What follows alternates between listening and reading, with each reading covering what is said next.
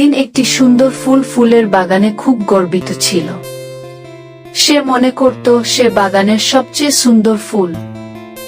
বাগানের অন্যান্য ফুলগুলোকে সে গর্বের সাথে দেখিয়ে বলল, তুমি দেখেছ আমি কত সুন্দর, আমি এখানে সেরা। একদিন বৃষ্টি শুরু হলো এবং ফুলটি দেখল আকাশ থেকে ছোট ছোট জলকণা পড়ছে।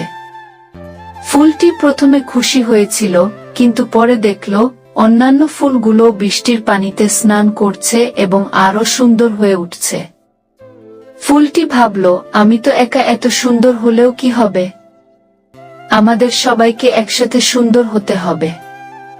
বৃষ্টির পরে ফুলটি বুঝতে পারল যে একে অপরের সাহায্য ও সহযোগিতার মাধ্যমে তারা সবাই সুন্দর হতে পারে।